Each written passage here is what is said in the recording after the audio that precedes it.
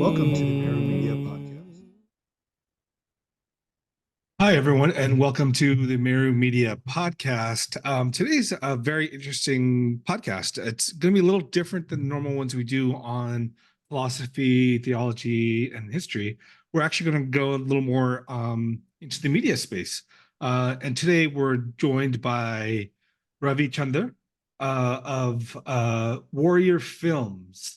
Warrior Tribe Ravi, Films. yeah, exactly, Warrior Tribe Films. So, Ravi, welcome to the podcast. How are you doing? Very good. Namaste, everyone. And yeah, thank you for having me.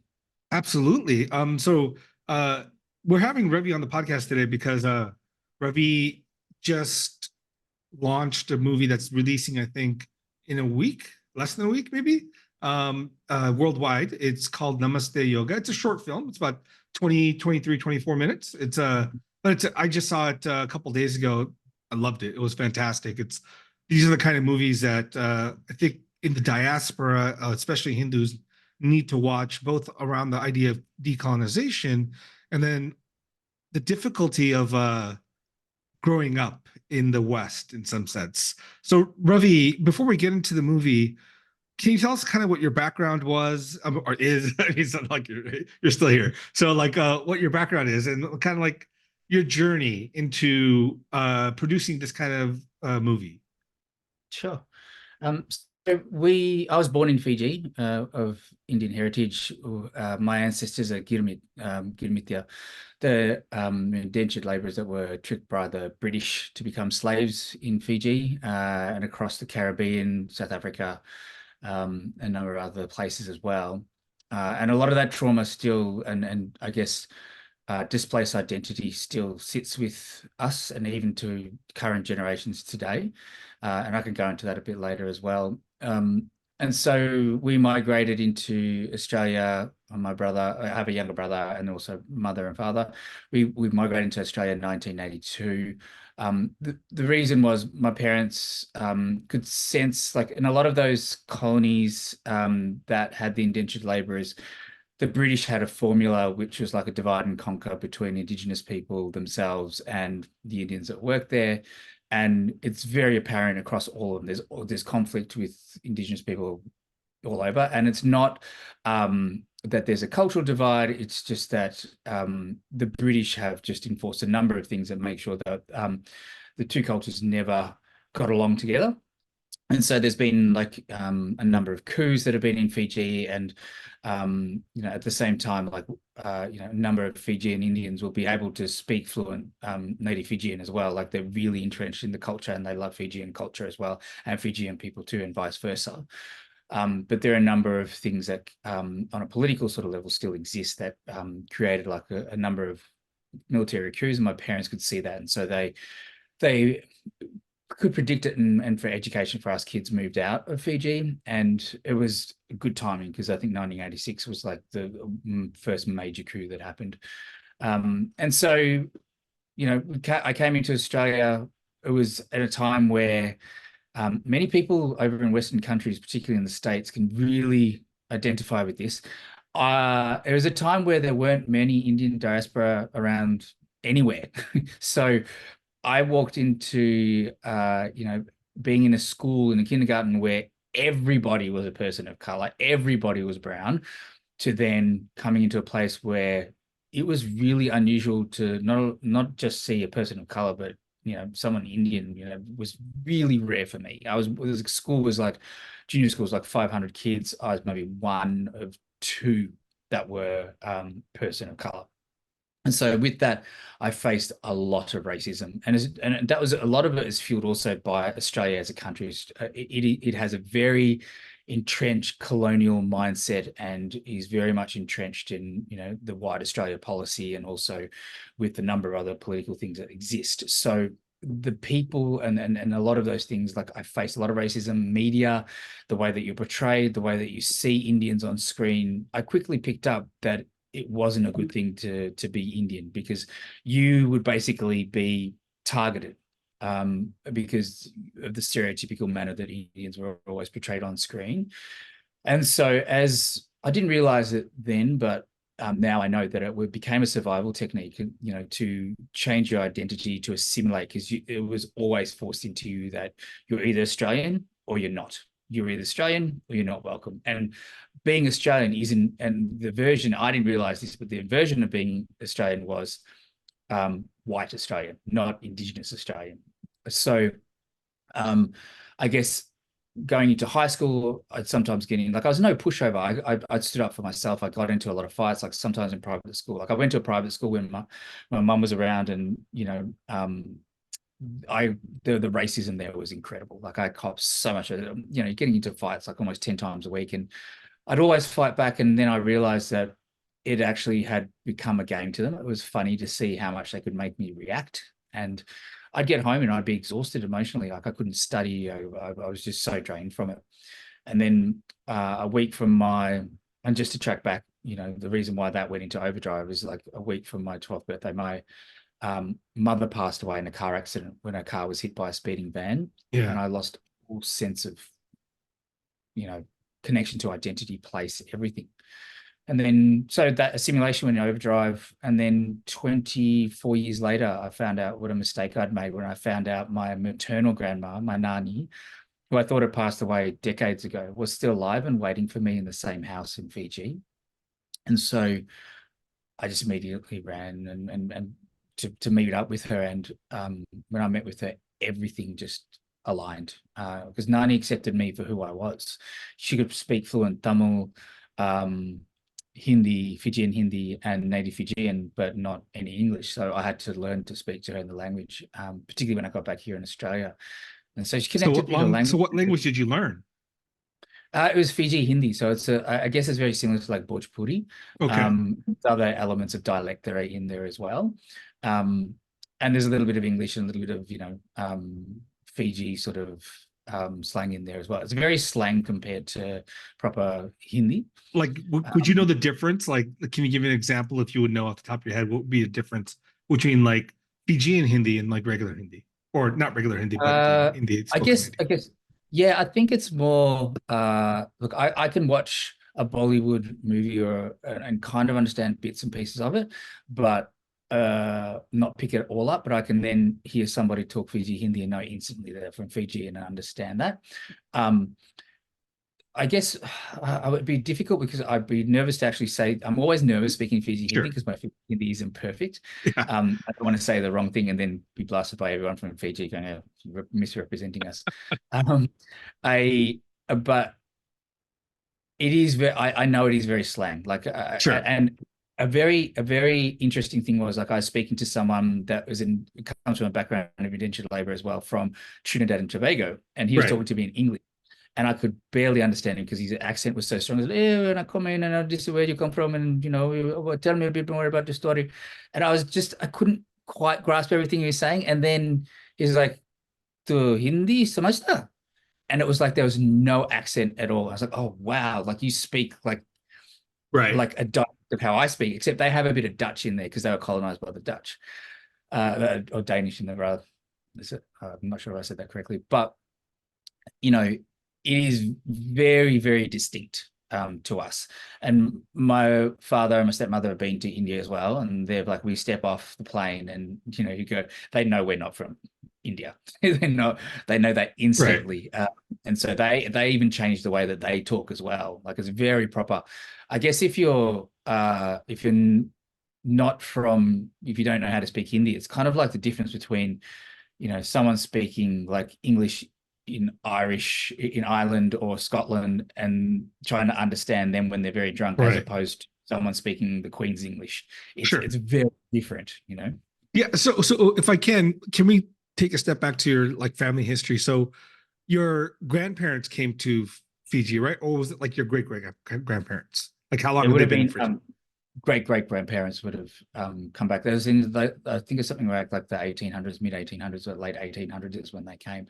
It's when slavery was abolished. Yeah, and the British found a loophole to get indentured labor. Right, the indentured servitude, right? So that they did that everywhere. I mean, so do you know much about like how Fijian culture and history in that sense? I'm sure you researched a lot of it, and I don't know as much, right? Like, it's interesting to me because like my first real exposure to any sort of Indian, and I didn't even know about the Fijian indentured servitude until probably probably 21 or 22. And the first person I met from, like the Caribbean diaspora and the diaspora that's from that region was like a really good friend of mine in law school. And I started first year law school, like I was 22 at the time. And my colleague there his name was Runti Deva, and I was like, oh, that's such an interesting name. I've never heard that name in like India, but and I thought he was just Indian. So I talked to him. He was like, yeah, I'm Indian, but like I'm from Guyana. And I was like, oh, what? And then like he kind of told me, and I was like, oh, wow, interesting. And it's like the culture is still has the flavor of India, but like really indigenized with the local people within the region. So what is like the culture of Fijian Hindus? Is it very different than Hindus in other parts of the world? I've had a lot of people tell me that they've been to Fiji and they've watched and participated in Hindu pujas and rituals. They've said it's like going back 200 years, like in time of when it used to be done 200 years ago, because as part of slavery, like the missionaries were intense in Fiji. So there's a lot of effort to try and convert them to Christianity. A lot of native Fijians were converted to Christianity and Catholicism, but particularly Christianity. And a lot of the schools, like you couldn't get educated or you couldn't go to the school unless it was a Christian school, a private Christian school. So Right. for those Mithas that came that didn't have any education or, were farmers and worked in agriculture, to get their children to become students and learn, they had to put them into a Christian school. And they were then again, there's this really strong notion of conversion and all those sort of things that come with being in that sort of environment.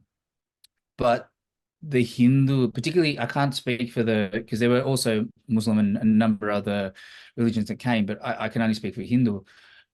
They still stuck to their Hindu Dharma, like Right. they couldn't budge them from it. And particularly Ramayana is really strong there, and that's why the Ram Mandir is so significant, particularly for those of Gurumithya background, because that's what kept them going.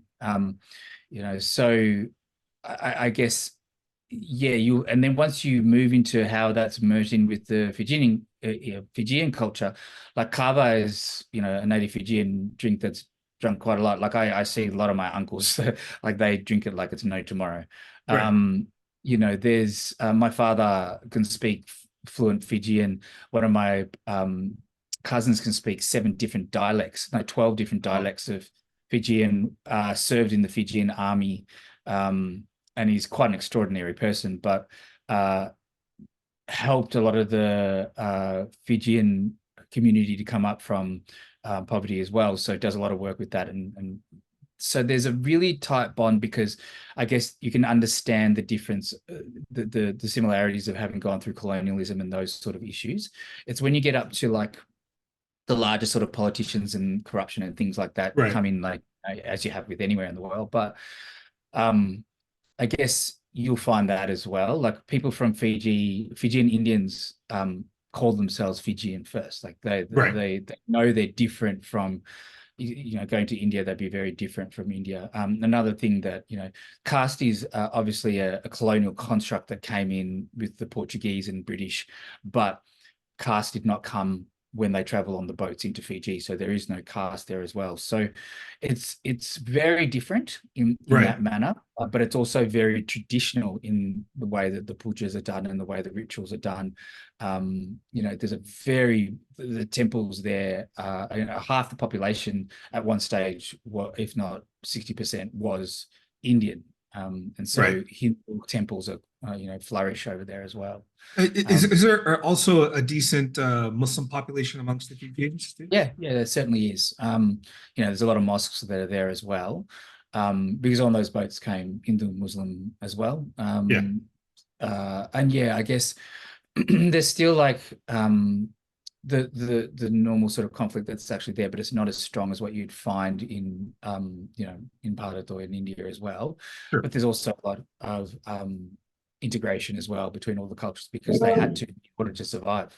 Right. So I wanted to ask. So interesting enough. Sorry, this my dog is hungry or he's, but Yeah. like, hold on one second. I might have to be bad. One second. Sorry, everyone. The dogs were hungry. Okay. Yeah. So getting back,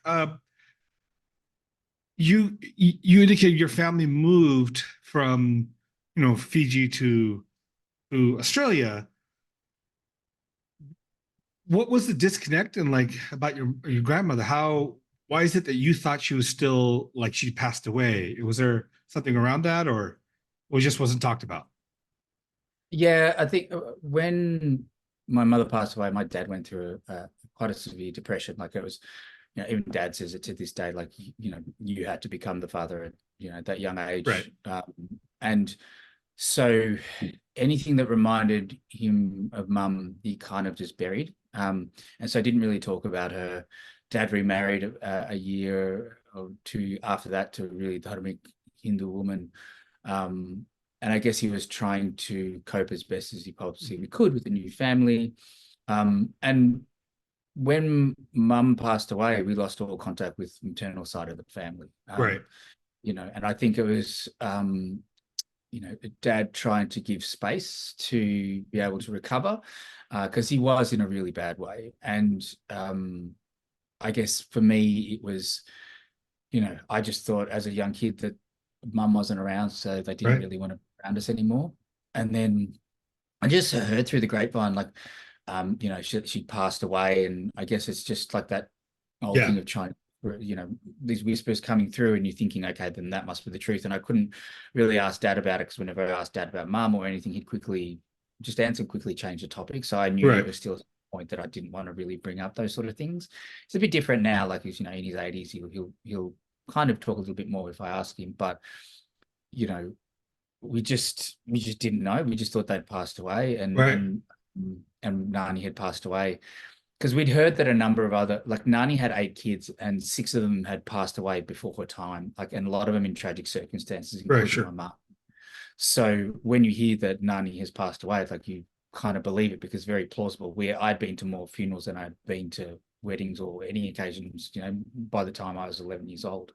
Mhm. So it was just, I just accepted it as the truth. And then Right. one day, my brother had a motorbike accident, and he's okay now. Like, it was quite a severe motorbike accident. We received a card from a family member, which we thought was really odd, that they hadn't contacted us in 24 years, 25 years, and now suddenly want to get in contact. So met up with them, and I just kept on talking to them about, Nani, and they're like, why are you talking about your Nani? Like, she's passed away. And I'm like, she is, isn't she? She's like, no, she's Wow. still alive. She's waiting for you in the same house in Fiji. And I went, and yeah, it's the same house. And it was a surreal moment, because I felt like, so when mum passed away, I used to have dreams as a kid that mum hadn't passed away. Mhm. And she'd walk through the door, and I'd wake up, and I'd just run to the door, and I'd be really excited. And then I'd realize, I'd convince myself that everyone had got it wrong. And then I'd realize that mum had passed away. And it was just, I don't know, a body that small, it cannot cope with that sort of grief. And I just Yeah. exploded. And so when I went to see Nani again, even though I was this, 30-year-old man was meeting her, I went back to that same 11-year-old boy. So Sure. her carpet, she has very distinctive carpet, very distinctive wallpaper, very distinctive furniture. And I'd always study, like, the photos that I had of Nani, and look at them and try and figure out what the stories were behind them. Right. And you become obsessed about that. And that's what I used to be like. And I went into that place, and it was exactly the same. So it felt like Wow. I was walking into a dream. Like, there are a number of times where I'd get lightheaded, because I'd be like, is this really happening? And it'd feel like that 11-year-old boy was having that same dream again. And the only thing that reminded me that this is real was my Nani's hand was in my hand, and I kept on squeezing it. And I'm like, okay, this is really happening, And I Wow. distinctly know what her hand feels like. And she was just overwhelmed, because she saw me, and she just broke down, because she realized there's this boy that used to be up at her hip, and all of a sudden this time's passed, and now I'm towering over the top of her. Yeah. She realized so much time had passed between us. And she became, yeah, my closest family member. Like, there's a documentary pitch that's online called 5 Year Grandma, and it went viral. Like, it's over 500,000 views, have been shared, well over 1,700 times. And it's the video footage of the first time Nani and I hugged each other and met each other, Oh, and wow. how close that first few days when we met each other. You know, I didn't realize this, but her neighbors and tenants are like Fijian as well, and they say to me, from other aunties would come and tell me that, when they speak to me on the phone, that, the neighbors say that, grandma and grandson, sit on the porch holding hands for 8 hours nonstop, just talking and laughing with each other. And to me, it felt like 20 minutes, but we were actually for like 8 hours nonstop, holding each other's hands, just talking nonstop. Yeah. Not just about like family, just about just the stuff, like joking around, like we were just Right. different. So yeah, she made me question everything about, so how did we get in here in Fiji? Where do Indians come from? Where do I come from? And I just kept on asking all these questions. And my son was born, and COVID and all those sort of things happened. So just before COVID, actually, my son was born, and we didn't get a chance to see Nani straight away because of the taking care of a newborn is quite hard. And so Nani was always like, and her phone got, like, where she lives, her phone gets disconnected a lot just by the authorities, not for any other reason apart from the lines and the equipment's bad. And so I couldn't contact her for a bit, and she was like, "Oh, I can't wait to meet my great grandson." And and then I got a message saying that she was really sick, and so I quickly put together tried to put together my son's passport, photos of like my son and all this, because she often got sick, and I'd go there and I'd help her and cheer her up, and she needed more than anything else. She needed company because she lived there by herself, and I'd cheer her up as much as I possibly could, and that would help her get through. And I thought it was going to be another occasion just like that. And I just couldn't wait for her to meet my son, and it was another one of those surreal moments where I thought, you never dream when you go through that sort of trauma. You never dream ahead. You never think ahead, because for me, I can understand that anything that I really love can be snatched away at any given moment. So I just live as best I can in the moment and plan as best I can. And so, but I dared to dream about, wow, how incredible would it be if I was sitting on Nani's couch and Nani was holding my son, and I was next to my son, and Nani was passing the culture on to my son. Like, it was just an incredible thing. And my son's passport didn't come in time. Like, we're going to miss out. So I just traveled there and went to go meet Nani. And unfortunately, I missed her by half an hour. She had passed away half an hour after I had landed. And so I just felt like, how am I going to pass on this magic of our culture to my son? Like, how am I going to pass on all of this? And Nani was originally Hindu, and because of the missionaries, she converted to Christianity. And I can understand why that is, because they offered to pay to take care of her and all those sort of things. But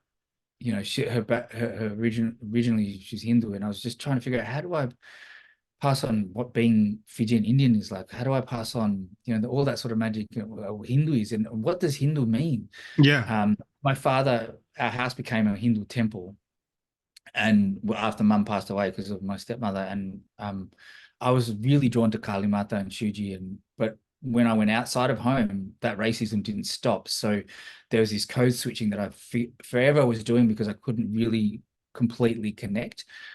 And then I was just like, okay, I've got to research this myself. I've got to do this for my son. And so I don't want my son to grow up like I went through, so many years of this lost identity. Because even being Girmithya as well, you're in a state of perpetual spiritual homelessness, because you don't feel like you're completely accepted as being Indian from those that are in India, because of the history of that and a number of other things. So, and in Fiji, you don't feel like you're completely accepted in Fiji, because there's Indigenous Fijians and the white Fijians that cause a lot of conflicts. And then there's also coming here into Australia, like, you're a settler here on Indigenous land again. So spiritually, like, just finding that connection was really difficult.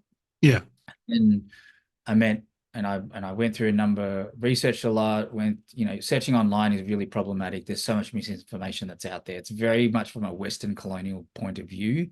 Yoga land has really taken over that. And then also, there's so much that was being said that I didn't connect with that Indigenous point, I didn't even consider myself as Indigenous. I didn't know we were Indigenous until I met two people, Sana Joshi and Dr. Indu Vishwanathan. And I affectionately called them Akka and Didi because that's what they were like for me. Sure. They completely changed everything for me and patiently sat with me to understand how we are Indigenous, where that comes from. And then I started researching that more and working with them, and everything clicked. It just, that true identity, everything spoke as being the truth. And I could understand why our people are the way they are, why we have this internalized oppression, why we have a lot of trauma, why we have all these sort of things, why my parents didn't, and my stepmother and my parents didn't want to talk about the history because of the trauma they'd been through. I began to understand all of that. And so now, bringing it to today, as a filmmaker, I create work that helps our children to not feel like I felt like growing up. It is, and our youth and our community as well, our elders to be respected. I'm not the giver of the knowledge. There are elders, there's community around the world that I collaborate with in real detail. Like our productions are like one long satsang. I give them the platform to be able to tell the truth, and I then make sure that there's that intersectionality of anti-racism and decolonization and all those things, making sure that we understand what it is like for a number of communities that are misrepresented and minorities as well, and to be able to come from that perspective of us as those sort of people as well. Sure. So that's why it's very unique. That's why the people from India and Hindus from India will definitely understand the themes that come through in a lot of the work that I do. And from being at the World Hindu Conference, a lot of them have told me it is pretty much like that. It's becoming like that in India as well. And so, because this Western ideal of Western is modern, Western is advanced, has crept in, and that everything else is superstition and there's is ancient and is primitive, and that is the work of colonialism in work. I've done a lot of work behind understanding that, not just understanding Hinduism from a Hindu Dharma from an Indigenous point of view. So you'll see a lot of that coming through in my work, and I have a number of people from different backgrounds that provide that information to make sure that we are representing all as best as we possibly can, and as true to our Indigenous knowledge as we can as well. So it's a platform for the truth to get out, and with that comes heavy responsibility and heavy work to do the research. Like Namaste Yoga was in development and research for 3 years before we even got to shoot it. So, and it's only a 22-minute film. So that's the extent of what we go through. Yeah, that's very interesting. I mean, do you think since you were a child to now, has Australian society become less racist, less antagonistic towards people of color, and particularly Hindus? I think that the best way to describe it is a lot of times the reaction that I get is it is more offensive to be called a racist, and more offensive to be told, excuse me, more offensive to be told that you're culturally appropriating than to actually be racist and to actually culturally appropriate. So, there's a lot of talk about, going back to the good old days. It was never like these people had become so sensitive and, culturally sensitive. It never was like this. No, it was always like this. It's just we never had a voice to speak up. We never had the ability to talk through media to say how wrong this was. The actual construct of creating film and TV, if you look back into history, like films like Birth of a Nation, which was propaganda by the KKK, was hugely popular and was used as entertainment, and that's the background of where it came from. People of color and those of us that are from underrepresented groups weren't supposed to have a voice, weren't supposed to be included in this manner. So now that social media has come around, it has its good and its bad, but one of the good things that it has done, it has given us a voice to be able to speak up and to be able to research, to get and connect with those that have done this research for a lifetime, those that are scholars that are looking at, breaking down, the racist and stem and roots that are particularly within the academic history. They've been told I used to, study and try and look at it in an academic sort of way. And then I realized that, wow, our people are so, they come from such a primitive point of view, and they have all these issues with caste and with race and all these sort of things. But then they're told from a very Western point of view. They're not going back into the real history to explain all the other things that are there. And I'm working with those scholars to unearth that history. So that's why I'm saying I'm, unearthing that sort of history to do that. So coming back to Australia, our Indigenous people, actually, I rephrase it, they're not our Indigenous people, the Indigenous people here, the Australian Indigenous people here, are amongst, in some of the remote areas, are amongst some of the worst in poverty around the world, and the way that they are treated. There's over 400 deaths in police custody and in custody, and none of them have actually have had any convictions to that. There was a referendum that actually happened recently where it was giving Indigenous Australians a chance to have a voice in Parliament. So any matters concerning Indigenous affairs would be discussed by, a group of selected Indigenous peoples and elders to then be presented into Parliament. And it wasn't even that Parliament had to even accept those, or that it would have any power to enforce it. But Australia voted no against that as well. And so there's a really long way to go. And a lot of Indigenous Australians were very heartbroken. For me, it wasn't a surprise, because the way that racism operates now in modern day is it's done in a way that's very manipulative. It gives you just enough to be able to go, there's progress. Oh, we're doing diversity. We're doing so many diversity things and so many diversity initiatives, and we're doing all these authentic things. But this is what I really talk about: creation through change, particularly in the screen industry, is if you really want change, the ownership of those stories need to go back to the people and the communities that it belonged to. You can't have white people owning black and brown stories. You can't have change without having people of color being in senior positions on those boards. You can't have all white boards and go, yeah, we're talking about diversity, we've got all these diverse initiatives, because that's why for 10 years we've been talking about diversity for such a long time, and the needle hasn't moved. It's still the same structures. It's still the same things that we have to deal with. It's just that people go, corporate organizations can now say, oh, we're doing diversity.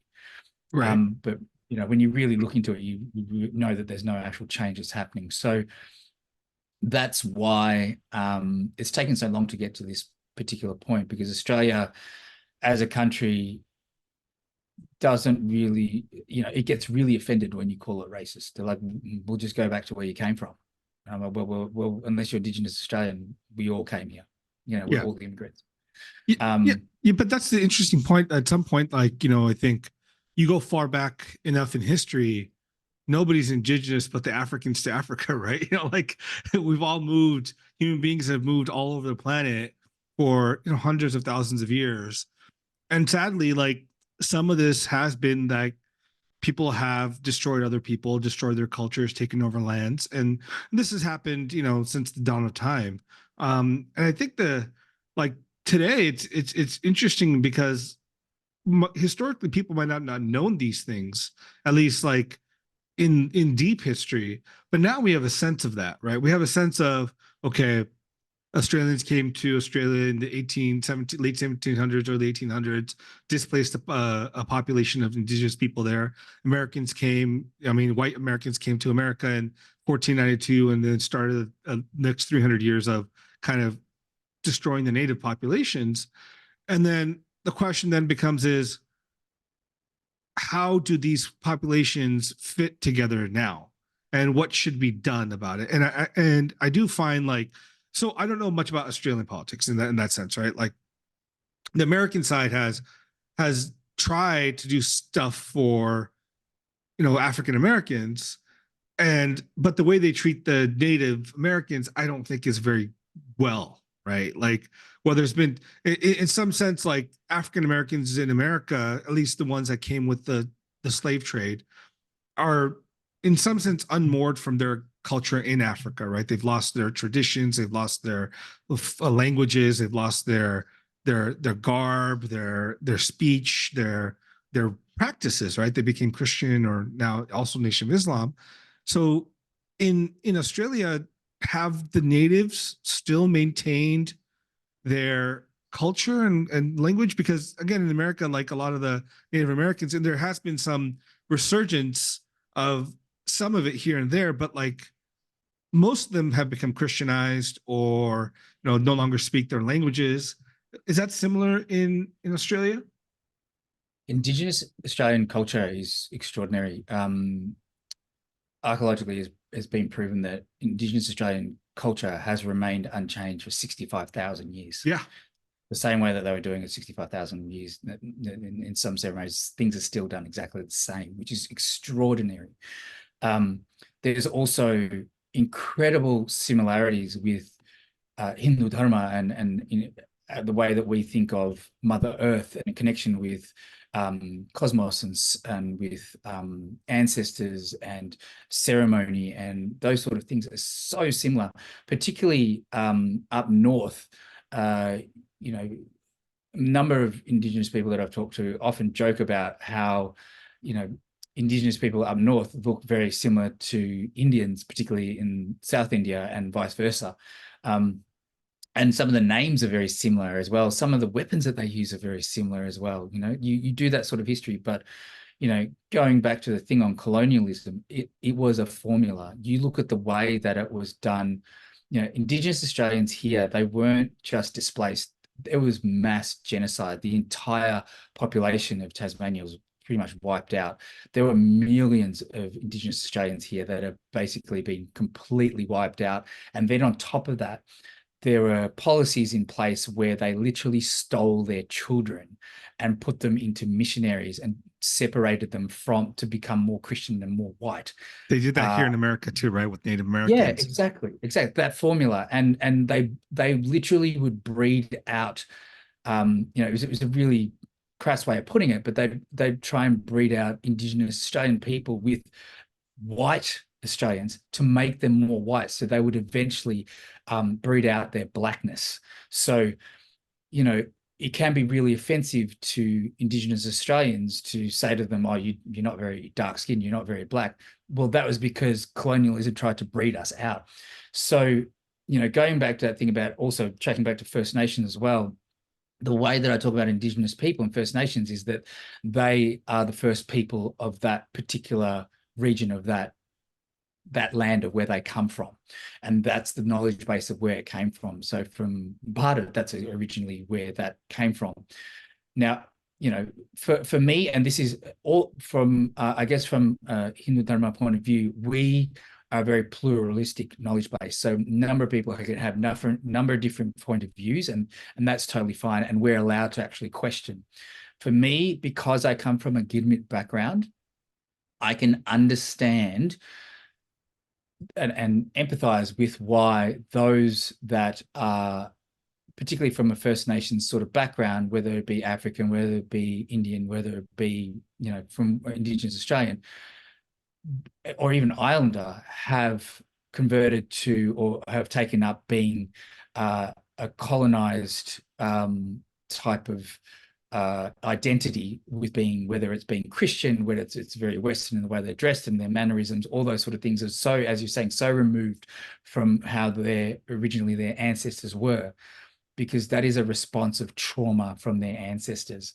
If their ancestors did not adapt, they would have been tortured and killed. There's no way around it. So they had to adapt to do that.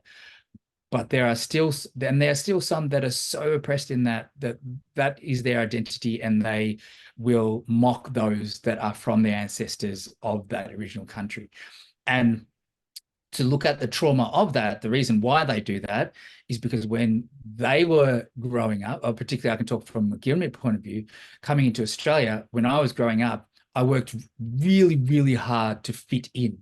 And then when you have this influx of those that then look so different to you, and it's wrong to think this way, but it's very an oppressed colonial mindset of someone that's had to deal with racism all the time and been in fights because of it, that all your work of being accepted is being undone. And you're going to have to relive all of that all over again. But then you get to a point where, which I did, that I'm thinking this way because I've been trained to think this way. The structure and the system has trained me to think this way. It is colonialism. And one of the most profound things I heard from an elder was, I used to say, I feel like, I'm born in Fiji, living here in Australia, haven't been to India. I feel like, I don't belong Fiji. I don't belong in India. I don't belong in Australia. Where do I belong? I just feel like, sometimes when I'm in my group of my own Indian people that are from India, sometimes they won't even talk to me. I expect for them not to talk to me because I immediately can sense I'm very different. And I understand that people that look like me, that have been in a Western country for so long, have treated those immigrants in a very bad, derogatory way. I understand that as well. And so I don't place any hatred or any angst towards them. I understand that, but it can be a very, very lonely place because you're not accepted by those here in Australia. You're not accepted by those in India. You operate on your own. And I don't want that for my son.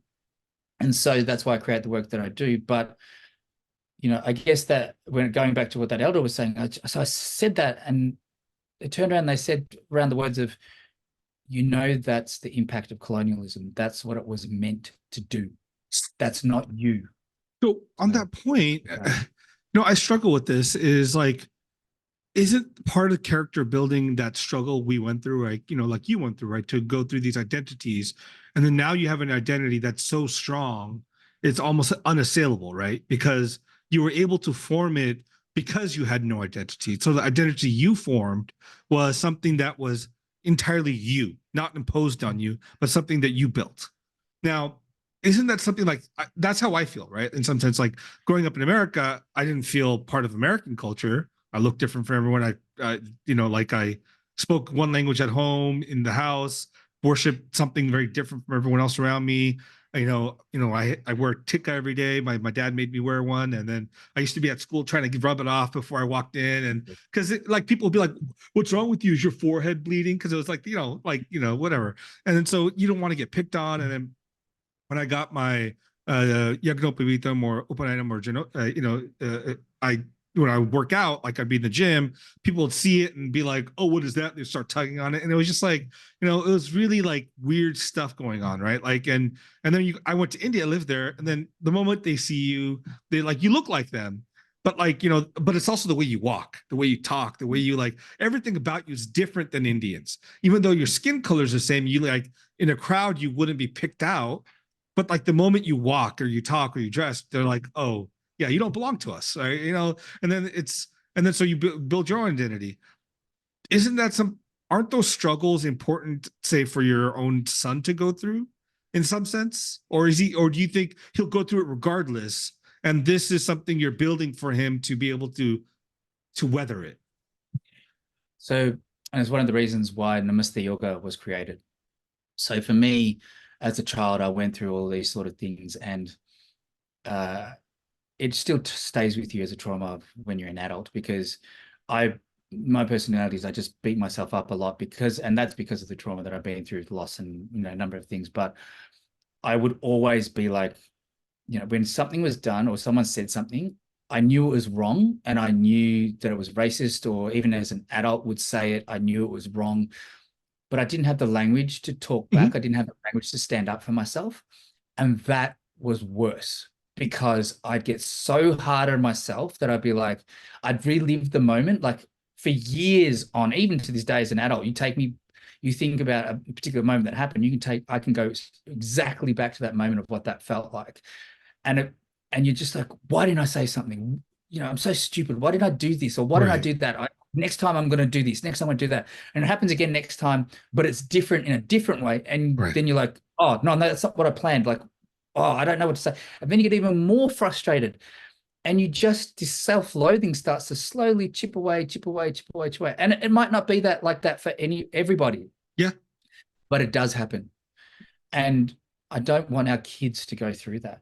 Right. Imagine, and it's also another thing that the structures of colonialism and racism use to prop up like that one black or brown person that's done really well, and they're like, see, it is possible. You can do it. You're just not trying hard enough. If you really put your mind to it, you can try. But there's all these structures and things that are in the way that if you don't see them and if you don't know what they are, you think it's you. Right. And it can be very debilitating. So what I'm doing is helping our children to see them. And when you can see those structures, you know how to maneuver around them, you know how to use them in your favor, you know how to then rise above them, which is what I like a lotus flower. That's what the message of what I'm trying to tell our kids, give our kids, is the ability to rise above it. Right. Imagine if we, I know, if you really think about it, sometimes I just it hits me like a ton of bricks. Mm-hmm. Imagine what your life would be like if you never had to deal with racism. If you never had to think about racism. If it never was on your radar. If it never was, imagine how free you would be to grow and be yourself, to really grow and come into your own. We don't need that struggle to achieve greatness. We can reach our full potential without that struggle, but there will always be struggle. That's what life is about. Right. And this is the thing, I think, so no, I didn't mean to interrupt you, but like, this is the thing where, it's where I'm always oscillated between, right? Like the sense of like, this racism, all these things are terrible and we have to address them somehow. But then we can't, and I always struggle with the extreme other side, which, I know people love anti-racism, and I have issues with that as like in and of itself, because it just reframes race in a very different mood. It just basically is the same thing as racism, but just flips it and puts the different hierarchies. And I'm thinking like the Hindu tradition, Hindu Dharma, like in the understanding of the sense of dukkha and suffering, it's actually giving you a way to get past the binaries. Get past these senses of identities that are so important to us. I mean, we need it functionally to work in the world, right? We have to have the ahamkara, that sense of like ego and identity with our community in order to play in this world. But I think the Hindu Dharma is trying to say, well, if you can do that and you should do that at some level, but you have to be higher than that. You got to move beyond like these, not just the traumas and the successes and the identities. You have to get to a place that you sit with yourself, the deep core of oneself, right? So, I mean, do you understand what I'm trying to say here? Like the difficulty of managing these things. Completely understand, and I completely hear where you're coming from. Like I think that sometimes, and I've seen it creep in a lot now, that this aspect of Western point of view of racial justice, social justice, can be very binary. And whilst it can make a lot of noise, there's a certain way of operating of which is, I guess, a completely different operating system of Hindu Dharma, of what it's about, to be able to question everything and to find the best way forward for you to struggle forward. One size doesn't fit all. And I understand that. And even with those sort of anti-racist things, I'm still questioning, like, you always should be questioning of, if somebody from another represented group comes in that's, disabled and says, well, that doesn't really apply to me, then you have to have the intelligence, the emotional intelligence, to be able to go, this person has more of a lived experience in this than me, and therefore I need to be listening to them, what they're saying. And maybe what has been written here isn't the gospel. So I agree with that. But it gives us a good context so far of, I think it gives us a good point of foundation to where to start from, and a viewpoint of where to look from. But when you bring in Hindu Dharma and the way that we think about it, it's a little bit more it is a lot more holistic of the way that we operate. So yes, certainly that way of moving forward. But I think when you're coming into, rising above it and those aspects of, aspirational of what you should work towards, yes, certainly you should always have that. But as a child and even as an adult, Yeah, it's tough. in practice, that's a very difficult thing to do. Yeah. You're not able to do, if you would be able to do that at any given point, you'd be a saint or a rishi. Like, it's even rishis like struggle. Like, it's not something that No. you're able to just do living in a model world, particularly in Kali Yuga. So the aspect of having guidance to be able to do that, and our job as Dharma, as parents and as elders and as I'm not an elder, but the elders. We're elders now that we think about it. We're getting the gray. It's so depressing. Yeah, well, it is a privilege though. But like, I think also, like, it's our dharma to be able to pass this on to our kids, because it's only going to get harder for our kids. It's not getting easier. Imagine if we had to grow up with 24 hours of social media. Sure. And then you see what's coming in with AI. It's going to be a completely different world. So we need to put this out there and thinking, and that's what Hindu Dharma is about the times of what's coming and changing to those times and being it, but also not throwing out that which is our ancestors has always had just because you think it's not modern anymore. Right. There's reason for it. Our children need to know the why, not just the how. So this is what I'm trying to bring through in our work, and particularly through screen, is it shows and you feel why it's important. You feel how this can help you. Right. And why it is important for you to know it as well. So that's what important of passing on. And yes, children, anyone that has a child or a young child, the slightest, tiniest thing is traumatic to them. Sure. So, helping them to, at one point, my son thought it was appropriate to eat tissues and had a traumatic episode when I wouldn't let him eat tissues. And so I had to explain why that would be harmful to him. And in his world, that was a really big deal of him having to overcome that. If a child has bullying, I've had to deal with my son with bullying, and that is a really big deal, traumatic thing for him. So they're always going to face that. They're always going to face that. And there's no perfect world where you're not going to go through that. Right. But we're giving them tools to be able to think, how can we do this from an Indigenous Dharmik point of view? How did our ancestors get through this? And so that is helping them. And the way that our system works is, in the doing, you become it. You become part and parcel of it. Right. It's not something that you're aiming towards. It is something that you are. So that is a gift of hopefully what we can pass on to our children that I'm hoping to do. No, that's awesome. So on this point, so what drove you? So have you always been in the media space and working in creating content, or is this something that's been like a recent the past few years that you started to get into? No, I think from a performance perspective, I've always, as a kid, like, been into acting and really wanted to do acting. And when I was in high school, I was in plays and did really well, all those sort of things. But, Dad, and this is, I don't blame this on him, because he comes from that background of, really living in poverty. Like, I mean, really, he grew up, his house was like a tin shack, like it literally had sheets of iron, and that's what he grew up in Fiji. And so for him, it was really important that his children don't grow up in that sort of poverty, and he ingrained it as get a good job and, lawyer, doctor, whatever. That I can understand now as a parent why that was important for him. But my nature wasn't that. I was really creative by heart. And so I was kind of forced to try and find electrical engineering, find a number of things, and they just never gelled. I never could do them, And so then I was always into performance, and I was actually I pretended to go to university, I pretended to go to, further education, and I was actually teaching hip hop dance to 20 students. That's funny. Until my dad found out, and then I had to quit that in a hurry, and then I got into the business side. And so I worked as an event management and for a small record label as a promoter, and as an agent, booking agent for artists, performers, and then eventually moved into major event management and running really large scale sort of tertiary events for universities. If you know of like what orientation week concerts and festivals are, that's what I did for a very good long time. But I always want and marketing as well. But when social media came along, particularly YouTube, I think it was in 2006, I was like, I want to use YouTube to promote upcoming events. How can I use that to do that? And that's how I started delving into that, and got really frustrated with,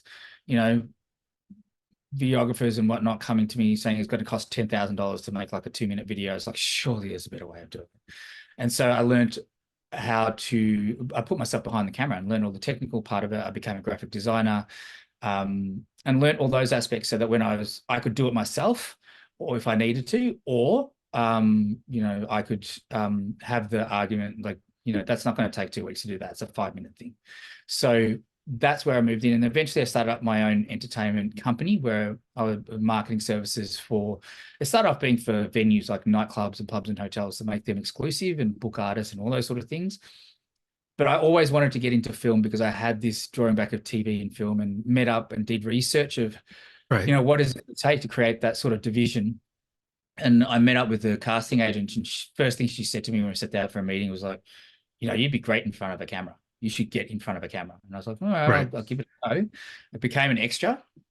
And I was like, oh, I like this. And I was like, I don't want to just be in the back anymore. I just want to be part of the story, create this. So I got into acting more, and I was lucky enough. I'm pretty sure you guys may not know that in the States, but in the UK, there's a TV serial show here called Neighbours.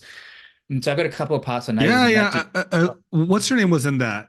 Margot Robbie. Wasn't she in that one? Yeah. That's right. That's where she came from. Yeah, that's right. And so I did a couple of parts, and then tried to get into a lot more other parts and got an agent.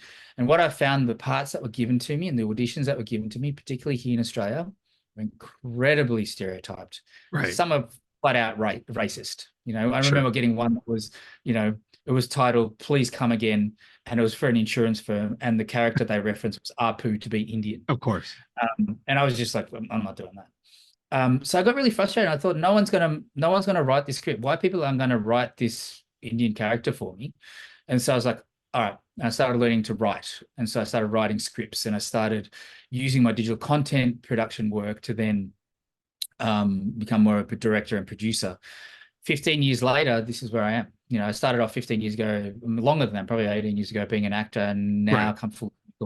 In the past 5 years, maybe 7 years, been particularly really good because I came across the Screen Australia and Film Victoria, who are screen and federal funding agencies here, state and federal. And so I came through their radar. So I'm coming through the system of understanding that system and how I can really make change within, in a big way, in the broadcast sort of, theatrical kind of release, level. And that's what I'm aiming to get towards. And in the Hindu work you started doing, when did that come into play? I think that was always there, but I think, it was always there in my writing and my work, but it started coming in more immediately after I met my Nani. And Nani made me, it was like everything.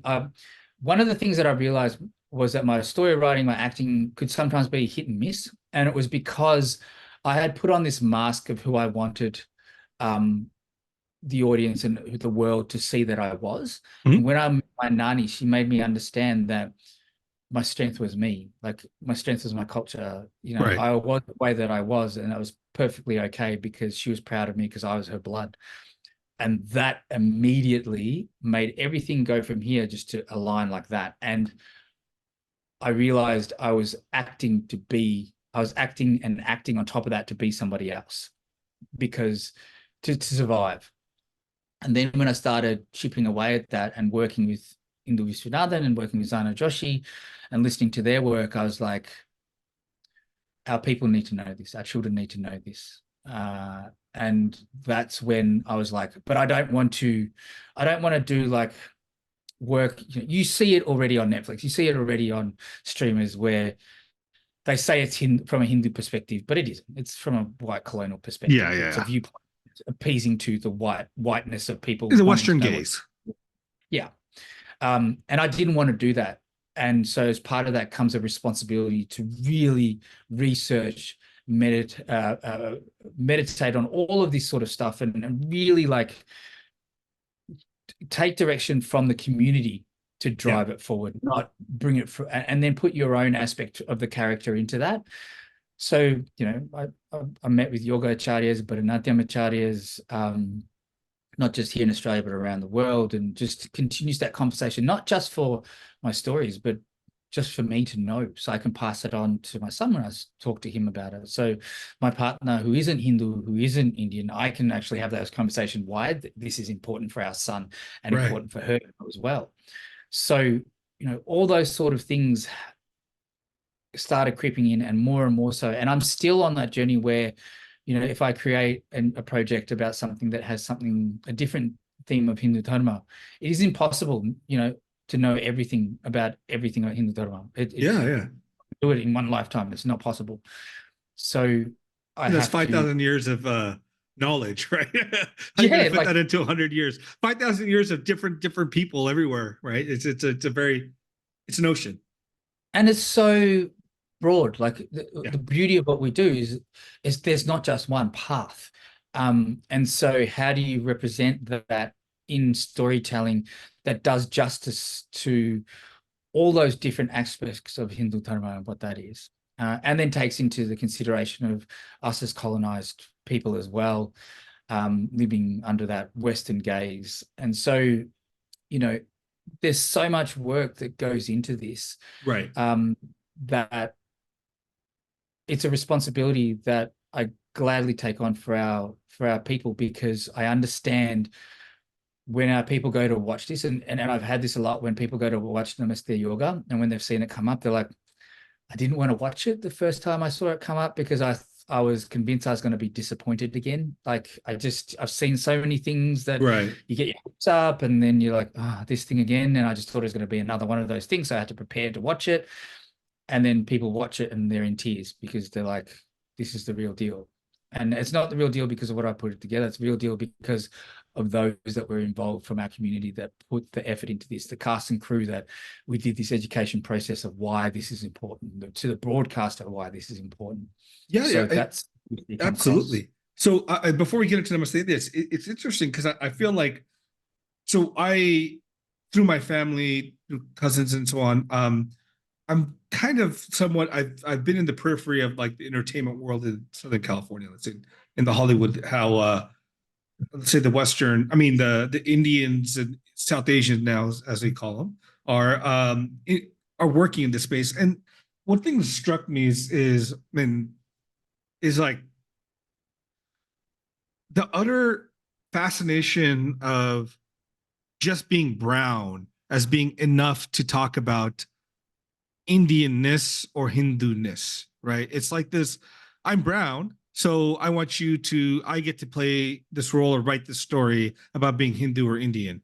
And you're just like, hey, like, I get it. Yeah, I get what you're trying to do, guys, but like, none of these people, I'm being very frank here in this conversation, is none of them have ever looked at the indigenous tradition of art. Never looked at how storytelling is done. Why is storytelling done? What are the aesthetics? The aesthetics. Like, what is important about art? Like, a lot of the story. And here's, I'll tell you why I appreciate Namaste India compared to what I see a lot of other people do. It's being brown is ancillary to what everyone else does. It's just another story about. You could take out the brown person and put in a black person, Asian person, anybody else, and it's the same story. Right? Like, let me tell you about my family, the struggles of being an immigrant. And that's important. And Namesake did a good job of this, I thought, was like this really conveying the Hindu-ness of the character and like why these traditions and rituals are important. And I think the movie Namaste Yoga did something similar. I think it was shorter, but it did so in much more compact way. But most of the South Asian Indian media, I think, is frankly trash. And I find it trash not because like the work is objectively trash in the sense of like it's a good story, fine, but why are you talking about it being Indian necessarily? Why are you talking about it being somehow Hindu, whatever? It's not, because you're not conveying anything about it. You're just using the term in a Western garb and then doing the work. I don't know. What are your thoughts on that? Like, I mean, Yeah, I've seen a lot of it, and it frustrated the hell out of me. And that's why I say that, what I'm making is not Bollywood. This is Indigenous. This has come Yeah. from the view of being Indigenous. And with that, with all Indigenous cultures, there's this profound respect and collaboration with community and elders that guide through this. Right. And it's up to you as I guess the one that's delivering that story to go, okay, that's a perspective that I want to tell, because there's so many different point of views. That's a perspective that I want to tell. Sure. What is someone's own personal bias that's coming into us versus what is the actual Indigenous truth of this, and putting that forward. But this is advice that I try to help as many emerging, particularly Indian and Dharmik filmmakers as I possibly can. And the advice that I always get asked, like, what's the advice that you give to them? And it's like, understand that if you want to tell them a Dharmik story and the responsibility that comes with that, that is a lot of work on your own that you will do, that you are encouraged not to do, because the structure of time and money in filmmaking is priority over everything. So you're coming into a system that doesn't value your culture. It gives lip service that it values your culture, but when it comes down to actually enforcing it, it is not a priority. It is secondary. It is a luxury when you see it in motion at a high level. And that's not just because a particular broadcaster thinks this way. It's because that's the way the entire industry has been constructed. It's not just like that for us. It's like that for all people of color.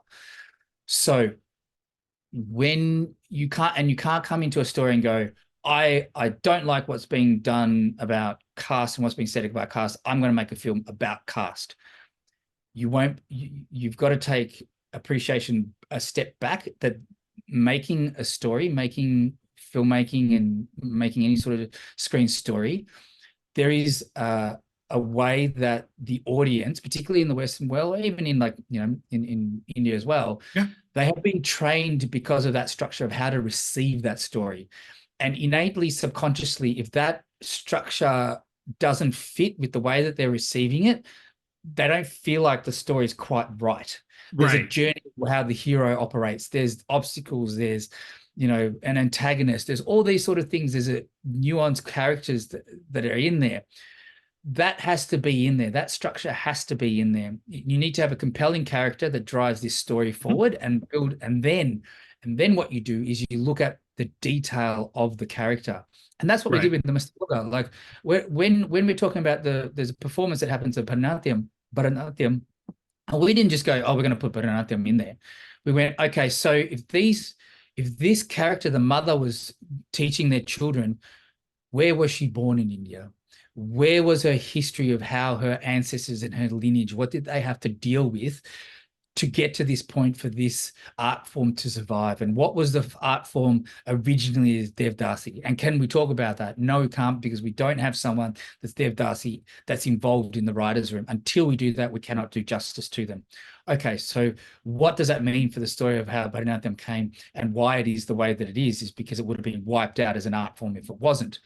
So where does that mean for that lineage? How would the mother then, from that particular part of India, how would she operate now being in Australia? What would that mean about the way she taught her kids and what she taught her kids? And so that level of detail, understanding that as a character, then starts to subconsciously stream out into the story, and it helps to develop the story. And that's why you feel that story and you're so engaged with it, because it feels real. And it comes from a lived experience. It comes from my lived experience. It's not something that I just, there's bits in there that are fictitious, but the majority of it is very real. Like the thing that was said to Shiv, the character, that was said to me growing up. The things that happened were very things that happened to me. So that's how that has to come through. If you're not paying respect to that, yes, you can make a film that doesn't have that just slap bang together, you put together, you get it out, you rush it out, and you call it Hindu, and that's what it is. Yes, you can have that. But the community and those that really are looking for the essence of what that is and see the truth, they will instantly see straight through it. And the what's happening now is they're rejecting it. Yeah, And and that's what I like coming to Namaste Yoga. That's what I really enjoyed about it. It felt very real in like a visceral sense, right? Like I clearly understood the elements of being bullied for whatever, for being Indian, Hindu, whatever you want to call it, that sense. I understood like very similar. While my dad was never as buff as you are and do yoga the way you did, he every day, like you go into the puja room, and your puja room looked very similar to mine. Like the biggest room in my parents' house growing up was the puja room. It was the biggest, bigger than the master bedroom, bigger than everything else. It was I have to say there must have been hundreds of pictures of gods in that room. So like when you're not in there, the door's closed, and then you come in and then you do your pujas. You're sitting there. He's there for 2-3 hours a day. Same outfit you're wearing. He's wearing the dhoti and the angavastram over, and he's doing his prayers. So that was very like, and I would come into, and I walk in, you walk into the room, and he would know I'm there. He'll be like, come in, and he'll teach me something, right? He'll teach you some shloka or something, and he'll talk to you about it. That resonated deeply with me, and I don't know how many other Hindus had that similar, but it did definitely for me. And the thing I enjoyed about it was I think you touched on topics without necessarily slamming people's face with it, right? Like even the appropriation of culture of yoga, it was there by the white lady, but you weren't like, don't do yoga, like don't talk about it. It was very much like you could talk about it. You should know a little bit more before you even open your mouth to. Because this is interesting, because like the conversation that I've had previously on the podcast with a couple of white Hindus, right? And we've had these conversations around how do you approach talking for Hinduism, right? Or talking about Hinduism. And they're scholars, right? They're Nicholas Sutton at Oxford, Jeffrey Long at, he writes here too, and he part of this Ramakrishna mission, or Vedanta Society. And they both are very clear. They're like, we're guests. We have to feel like, even though we're Hindu, there's this added element of race that plays in that we have to consider.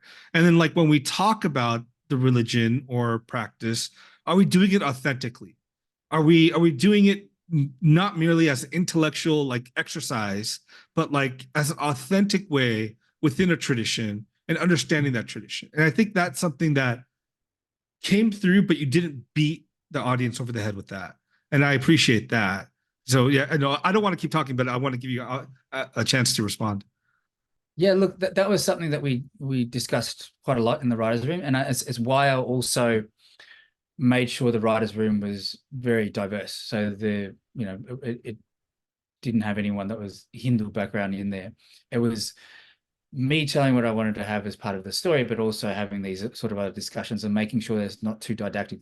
Because what happens is if you make it feel like it's preaching, people instantly will switch off, whether you're Hindu or not Hindu. Like if it feels like it's something that's you're sitting at work at home listening, having to do homework, people aren't as engaged. And one of the main focuses of when I started Namaste Yoga was that now, all this cultural appropriation and racism, the discussion is always in the realm of adults. And often what we forget is that kids are the silent people that are on the receiving end of that. Right. And they don't have a voice in the way that adults do to talk back. So I wanted people to feel as a child what it's like to be, to have to deal with that, and particularly a brown child. And going back to, we did have the discussions about, with the yoga acharyas and with, elders as well. So one of the things that I completely respect the fact that there are practitioners that are white that have done it through the lineage and have been approved to then talk about it and done it in that sort of way. It is a difference between being a teacher and us as stewards of this knowledge base. We are the stewards. We have to carry this on for our children and further more. And I heard, I'm part of a number of decolonialization sort of groups, and I heard I read a Maori elder say it best, was like, I understand that you want to learn, and I understand we're not stopping you from learning, but it's how have you taken on the traumas and accept the traumas that my ancestors have gone through? How have you earned the right to be able to talk about the trauma that our ancestors have gone through to get to this point? Right. And how do you live and breathe it? And then I also went into, we had the discussion about, so one of the things as a child growing up, particularly for me living in a Western country, is I would see that there were so many elders and people from the community that were Indian, that were Hindu, that had a lifetime of work, like, and generations of work through their family, and just so knowledgeable. And they would talk, and then someone that had literally just been learning it for like a decade that was white would come up, and they were instantly propped up. Oh yeah. Everybody. And like this other person would be like, hang on, wait a minute. You know, all of a sudden this person, and our community does it the most. Like you see a post that's up by someone that is a Hindu background that is Indian, and you know, they don't get a lot of attention, but then there's someone that does something that's even a minuscule of that, and they just are thrown so much attention and love. Right. For a brown kid, for me growing up, that was like, there's this subconscious thing where you're thinking, oh, that our people, you know, my family, my people that look like me aren't really accepted as being, you know, the be all and end all. Even their word isn't enough. Right. It is that whiteness that is what props it up to be important. And I wanted to change that back to propping up our brown voices so that our kids can see people like them that are the hero of the story. Right. They can see themselves that are talked about. And that's why I was very particular. We had the discussion about me doing yoga as the character and getting another actor that was a lot slimmer and looked very different, like a traditional of what you would think what a yoga acharya would look like. And I said, no, because you are coming from a Western point of view that this is what an Indian male has to look like. Yeah. And I don't want our children to think that that's the only version that there is. You look into the aspect of bodybuilders in India, and they were incredibly ripped. Oh yeah. You know, so there's this yeah, because you're Jack too. yeah. And there's this thing of and there's this thing of whiteness that's always propped up as whiteness is always the be all. And I want to change that narrative for our children. And I'm not saying that those acharyas that are white are doing anything wrong. It's okay for you to learn, and if you've been given the approval, okay, great. But you have to also remember that there are hundreds, if not thousands, that are brown acharyas that aren't given that platform, and how are you helping them to raise their voice? Right. One of the things that I found really interesting is that a lot of those that are high profile, that are white Hindu background, were the ones that would either say, yes, we'll help you with Namaste Yoga. And I'm not pointing out any names, but that would say, yes, we'll help you with Namaste Yoga, and did nothing. Those that were you know, all continuously putting them in harm's way were the ones that always would say, hey, talk to this person, do this person. But it was more important for me of how are they also propping up other Indian practitioners as well, because that is important for our people more, you know, as it was important than true Indigenous knowledge being out there, is that our elders, our acharyas, our gurus are the ones that need to be recognized for them doing this work and where you're getting that knowledge from. That was important for me, and we had that discussion through Namaste Yoga as well, and that's why you see the character as Gopal as me, because I also, and just coming back to that, I also want to see our children to see, you know, whatever the actor is that did it would go on to do another role, and they could do another role where it's from an Indian character that does an Indian accent from a very Western point of view. I can't control that. That's that actor. But I am very, very, very staunch and specific about the roles that I do, because I'm very aware that the children, the youth that watch me doing these roles are closely watching about the type of person that they can become and what is acceptable for them. So the roles that I take on will be that. I won't take on a Hollywood movie without questioning all those sort of roles. And if I do take that on, I want to be able to justify to my community of why I took on that role and why it is important for that opportunity to open up that dialogue. So not all actors are thinking that way. So that is also another important aspect of Namaste Yoga that you see coming through. So, I mean, with that, I mean, I think it's interesting. I really enjoyed the character you played, Gopal, because a couple of things I thought is, I thought the character had this quiet masculinity that was very, very important.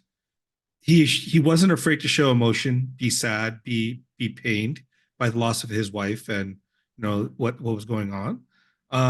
And he had the gentleness with his children despite that loss, which I thought was like, a lot of times you're used to seeing male characters that when they lose their spouse or whatnot, a lot of them, especially Indian ones, are seen as mean to their children or destructive, and that was very.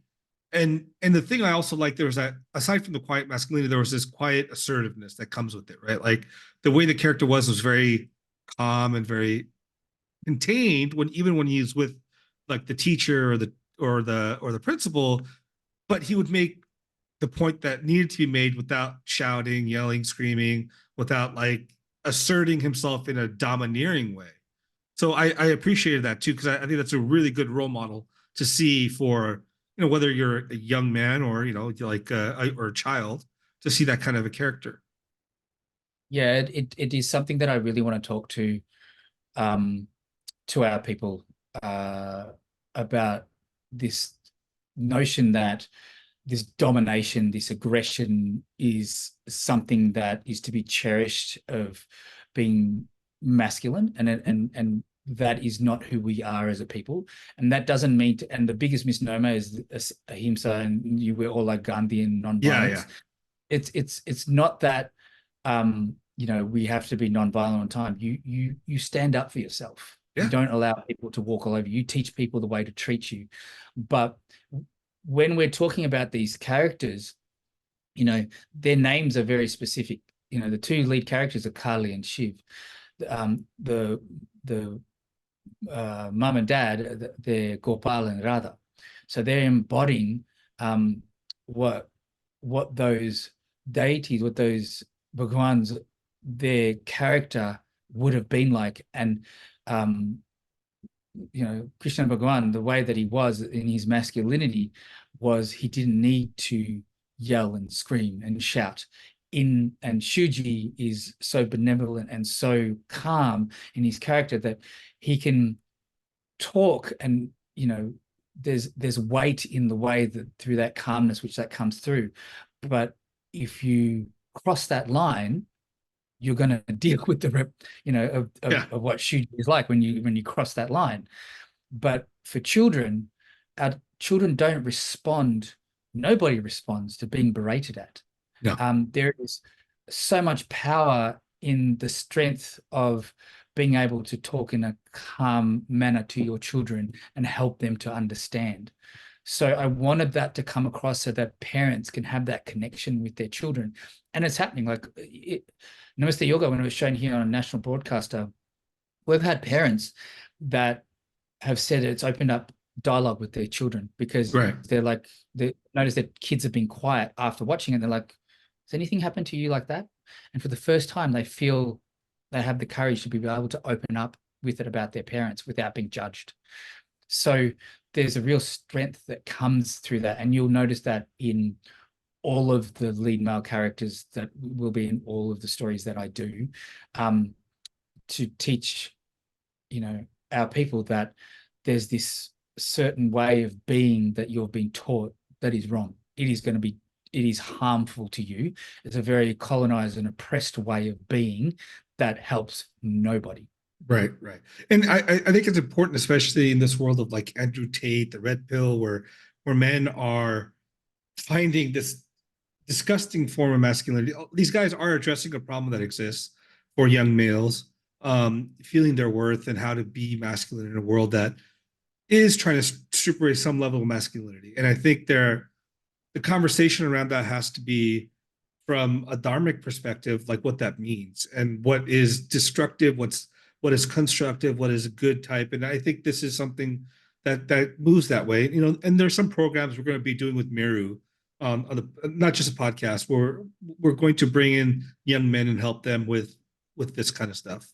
But in addition to that, like what I wanted to say about Shiv, the character, he was a, I mean, it's tough because there's a lot of growth that happens in 20 minutes, obviously, that it's much tougher to show that in a short film than it is to show in like a full length picture, because he goes from this very kind of torn young man, very like struggling with the loss of his mother, to being able to articulate even to his teacher why her actions were, you know, painful to him, and even be able to recognize he should be saying sorry about this, right? It's a lot that happens in a short amount of time, but I really enjoyed that aspect, because I think it's also telling people, like, we need to have close conversations. Like, you need to look at why you react, how you react, and then take a step back and maybe be like, maybe my reaction isn't, even for a child, you know, in that sense.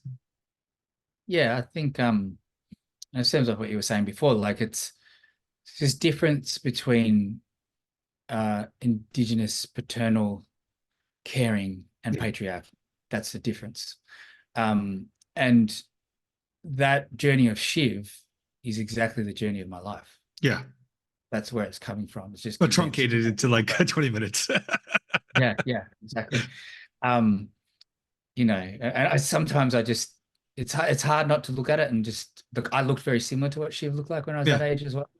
And when I lost my mother, was that exact, like a year or two, probably a year difference on what Shiv was like, you know. And I realized now as a father, like how tiny, like a child that was to go through all that. So is that what also made you want to work out and get buff too? Yeah, I've been working out since I was like a teenager. And the reason why I did that was, you know, when you're intimidating, you're less likely to get tired. That's right.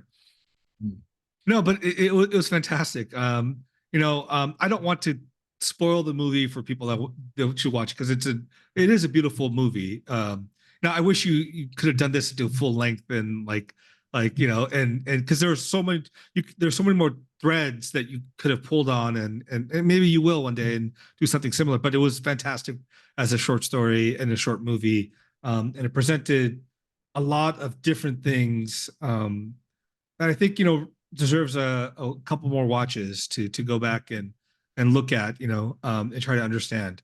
Do you have anything else you want to say about Namaste Yoga? Yeah, I also wanted, like, we've talked a lot about like the paternal side and masculinity, but one of the things I wanted to really give a nod to as well was understanding particularly the oppression that and the issues that you know, our women go through as well. And you know, just wearing a bindi, like you can get called target practice, or you can get spat on. And one of the things that I noticed the most was, you know, it's a line that happens to one of the characters where, you know, or someone that's not Indian can wear a sari and be propped up as being the most beautiful person on the planet, and at church, and it goes viral on social media.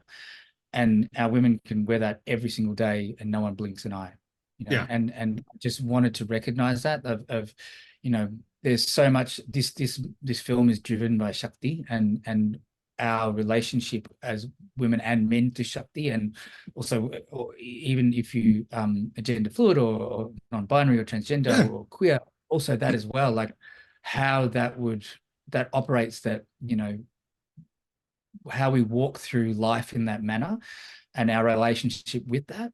And so, you know, there's certainly that aspect on it, that was the forefront of everything that I will do, and part of Namaste Yoga. And what we're trying to do with this is the first of many. So the brilliance of, you know, having to struggle at this for such a long time is I've written a lot. There's TV series, feature films, web series. And what we're doing now is, you know, working with Hindu organizations around the world to build an ecosystem so that we can get this to our children and our youth first as priority, and also connect us, you know, around the world, diaspora. So those that are in India can understand what we go through, and we can understand what India goes through as well. And there's this connection on a global sort of level through these stories, and an education for our children through these stories. But then also these stories being owned by our people, so it can be passed on to future generations as well. And so that's why, you know, Namaste Yoga is being released the way that it is being released. So when is it going to be released globally? Yeah, so actually within the week. So the way that it will happen is there's on the website, like it's do you mind if I put the website? Yeah. Or do you- Please. Yeah, so if you just go to warriortribefilms.com/Namaste Yoga film, and you will come through like a registration where you can just register for when it's going to be available in your regional part of the world and how you can watch it. It'll be geo-blocked. If you're in Australia, it'll be geo-blocked to Australia because it is available for free to watch on ABC iView, which is our streamer here. And you can watch it online. There are a number of Hindu organizations that are doing screenings as well. So keep an eye out on those, particularly in the US and Canada. And or open to any other Hindu organizations around the world that want to run those sort of screenings for their community as well. We'll do that as well. But yeah, the way to really, we will be releasing it to those that register first and foremost, because we know they are from the Hindu community. Mm-hmm. And then the organizations around the world will be given, the details of where people can watch it around the world. And then hopefully, if the wider audience wants to come in and learn and watch from that, then they certainly can. But this is a film that is very much a lot of people have said a healing process as well for our people as well. So parents, those that don't have children, take the time to watch it for yourself as well, just to enjoy it. It's the first time that you'll be able to, maybe the first time you'll be able to watch a film like this and just be able to enjoy being you and who you are, and for your children, and be proud for your children as well. So yeah, I'm really getting excited to, we're only a week away from this going out. Yeah, no. So what I'll do is I'll put your website on the show notes, and then so people can go check it out and register. And so before we close out today, like, what else? What else are you working on? And do you have any last comments you would like to say? Yeah, look, I'd really like to thank the Hindu community around the world. Like it's been an enormous task, like dealing with time zones from Africa to Mauritius, Trinidad, Tobago, Canada, the US, it's India, but it has been quite a privilege to be able to bring this to our Hindu community and the feedback that we're getting from it. So none of this, I say this all the time, like none of this I feel like I own. It's our communities. It's from Bhagwan to give to you. And it's just been worked through me to be able to provide it to you. And the more that we have coming out, the more that this will help our children in the way that they feel about themselves and our youth. And so there's a number of stories that have got coming out. They all differ. Like, you'll see some aspect of my life coming through that. Through all of them, there's some that are really detailed that go into Hindu Dharma of, reclaiming a lot of the themes that have been taken by the Western media of, multiverse and, avatars and reincarnation and all those sort of things, really looking into like how we think of it and putting that into a story. And then also, just for me as well, as giving me the background of the struggles of my ancestors, of what they really went through, and the tortures of colonialism of, what our ancestors went to in the motherland of India as well, what they went through as well. So yeah, doing that and really look at in the real detail, like we get into the detail so that can be brought through in the characters. And your children can watch it and go, this is the truth. This is how it is. I want you to watch this, and you feel completely comfortable with that. So this is a sewa to our community, and we'll continue to do it. And hopefully we can pass this on to our children to continue the work. Awesome, Ravi. Thank you for joining us today. And I really enjoyed talking to you and exploring the film. And I look forward to seeing your future works. Thank you so much. Thank you for having me. Really appreciate it. Namaste. Namaste.